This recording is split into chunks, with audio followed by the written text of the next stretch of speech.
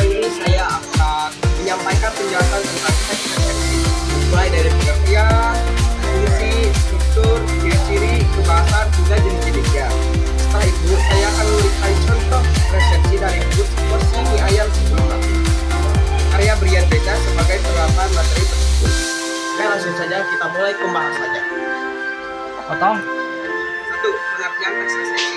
Teks resepsi adalah tulisan yang berisi ulasan, penilaian, dan harapan terhadap suatu karya. Karya tersebut bisa berupa buku, film, novel, cerpen, maupun karya lainnya. Tujuan dari resensi adalah memberikan gambaran pembaca mengenai isi, kualitas, kelebihan, dan kekurangan karya tersebut. 2. Fungsi resensi. Teks resensi memiliki beberapa fungsi, yaitu memberikan informasi tentang isi karya. 2. Menilai kualitas karya secara objektif. 3. Memberikan masukan atau kritik kepada penulis. 4. Membantu pembaca menentukan apakah karya tersebut layak dibaca. 5. Mengembangkan kemampuan berpikir kritis menulis resensi. 3. Struktur teks resensi. Teks resensi umumnya terdiri dari 1. Identitas karya. 2. Ringkasan isi. 3. Kelebihan karya. 4. Kekurangan karya. 5. Penilaian atau kesimpulan. 4. Ciri-ciri teks resensi. Mengandung ulasan dan penilaian, menjelaskan kelebihan atau kekurangan suatu karya, menggunakan bahasa yang jelas, padat, dan mudah dipahami, mengandung opini yang logis dan berdasarkan isi karya. Mengandung opini yang logis berdasarkan isi karya, ada ringkasan dari karya dari resensi tersebut.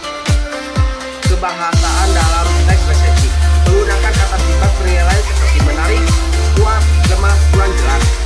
Menggunakan kata bukan seperti buku ini, karya tersebut, penulis itu. Menggunakan kalimat opini atau pendapat.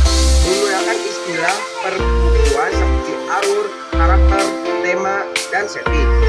6. Jenis-jenis resensi. 1. Resensi informatif. 2. Resensi kritis. 3. Resensi populer. Di sini saya akan memberikan contoh teks resensi buku Seporsi Mie Ayam Sebelum Mati, karya Dian Krishna. Identitas buku. Judul: Porsi Mie Ayam Sebelum Mati. Penulis Dian Krishna. Genre fiksi, drama, cinta, dan kehidupan. Tahun terbit 2022. Ringkasan isi. Porsi Mie Ayam Sebelum Mati adalah novel yang penuh dengan kisah kehidupan, duka, batin, dan kehidupan diri.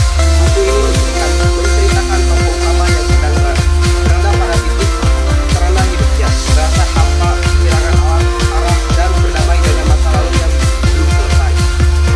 Melalui perjalanan emosionalnya, penulis menyampaikan pesan bahwa manusia sering menyembunyikan rasa sakit di balik senyum, dan penyembunyian itu datang perlahan-lahan lewat hal-hal kecil seperti mie ayam dan pertemuan dengan orang-orang yang membuat bahasa yang digunakan kritis dalam namun tetap mudah dicerna. Banyak titipan yang menyentuh, menggambarkan realitas kehidupan yang dekat dengan pembaca. Keluhan buku, bahasa kritis, emosional, dan mengalir indah.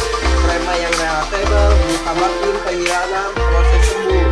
Banyak kutipan inspiratif yang mudah diingat, cerita sederhana tapi berdampak menyentuh emosional pembaca.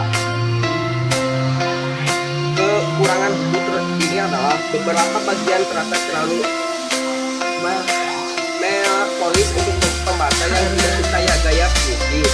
Alurnya lebih fokus ke perasaan daripada aksi, sehingga kurang cocok bagi pembaca yang mencari plot padat. Alurnya lebih fokus ke perasaan daripada aksi, sehingga kurang cocok bagi pembaca yang mencari plot padat.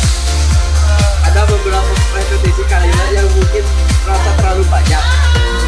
Kesimpulan dan penilaian. Secara keseluruhan, Porsi Mie Ayam Sebelum Mati adalah buku yang sangat cocok bagi pembaca yang menyukai karya penuh pesan kehidupan, tulisan kritis, dan cerita yang menyentuh hati.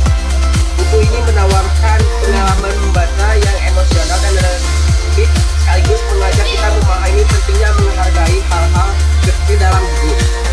Bagi pelajar atau pembaca muda, novel ini dapat menjadi sarana untuk belajar memahami diri sendiri dan proses penyembuhan emosional secara lebih dewasa.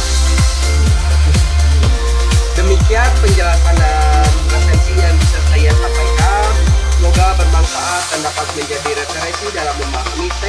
Suci maupun karya Brian Krisda. Wassalamualaikum warahmatullahi wabarakatuh.